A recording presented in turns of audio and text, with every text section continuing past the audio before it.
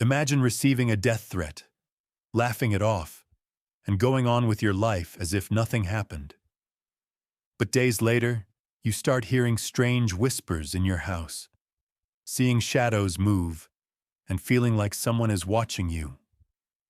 Then, suddenly, you find yourself face to face with something you can't explain. This isn't just a story. It's a real event that happened in 1991.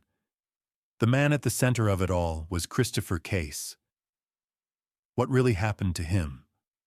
Was it all in his head? Or was there a dark force pulling him toward a terrifying fate? Get ready.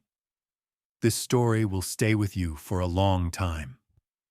On April 18, 1991, police broke into Christopher Case's home and found him dead.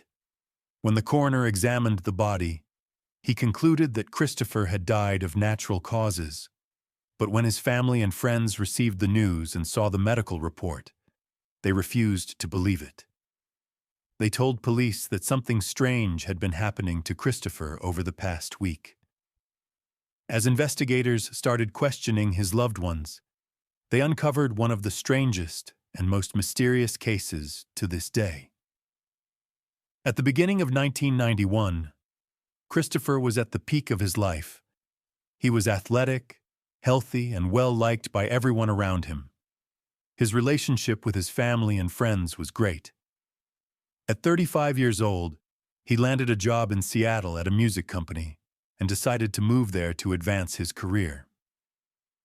Within a short time, he was promoted to an executive position, making him a young and successful man by all standards.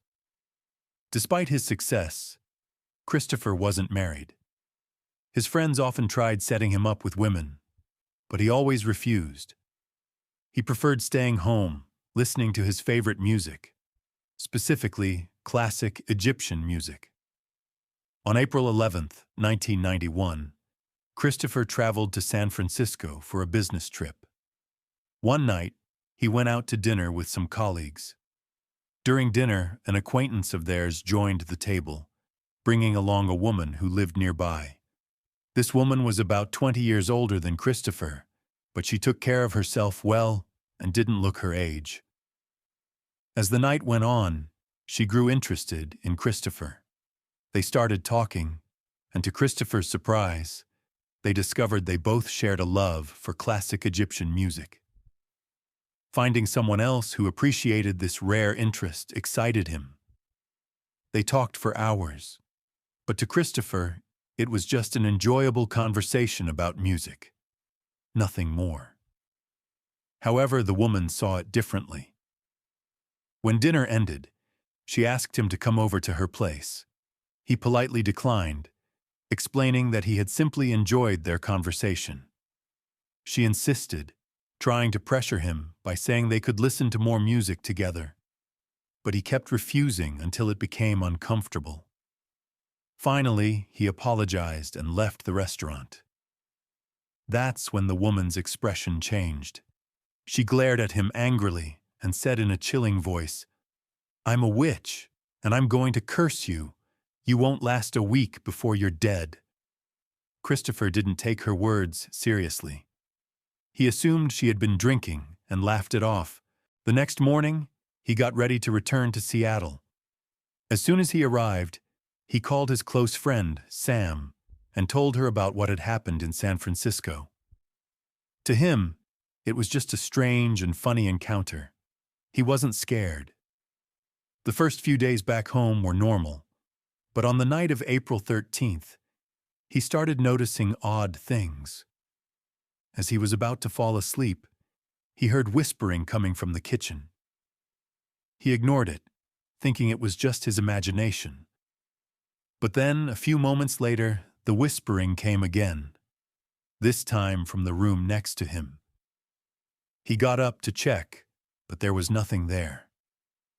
That's when fear started creeping in, especially after he saw a shadow move in front of him and disappear. He searched the entire house, turning on all the lights, but found nothing. Still, the whispers kept coming from different corners of his home. The next morning, he called Sam in a panic and told her everything. She was worried but tried to calm him down, suggesting that he call the police. But Christopher refused. "What am I supposed to tell them? That I hear whispers and see shadows?" The following night, the strange occurrences continued, but this time, it wasn't just sounds. Dark figures started moving across his walls, and the whispering became louder. He tried to convince himself that he was just sleep-deprived, but he couldn't ignore what was happening. As the days passed, things got worse. One night he woke up completely paralyzed. He couldn't move as he heard the whispering all around him. Then, suddenly, a dark entity appeared in front of him, grabbed him by the throat, and started choking him. It lifted him up and threw him violently onto the bed. When he came to, he found scratches all over his body. His sheets were covered in blood. Terrified, he called Sam immediately and told her everything. This time, she insisted he report it to the police. But once again, he refused. "How do I tell them that an invisible force is attacking me?" On April 17th, Christopher stopped answering Sam's calls. Worried, she tried reaching him multiple times, but there was no response. She reported his disappearance to the police, but they told her they couldn't take action until he had been missing for 48 hours. The next day, Sam received a chilling voicemail from Christopher. His voice was filled with terror as he said, "Sam, help me. They're coming for me tonight." She called him back repeatedly, but he never answered. On the morning of April 18th, police arrived at Christopher's home. The door was unlocked. As they entered, they found small notes scattered everywhere, filled with cryptic writings. Then, when they reached the bathroom, they discovered Christopher's lifeless body, kneeling on the floor, surrounded by candles. There were no signs of physical harm, and the coroner ruled his death as natural, most likely a heart attack. But his family and friends never believed it. They knew everything that had happened to him in the past week. To this day, Christopher Case's death remains a mystery. Was he a victim of his own fear and imagination? Or did the woman who claimed to be a witch really place a deadly curse on him? What do you think? Do you believe curses are real and can affect people? Let us know your thoughts in the comments.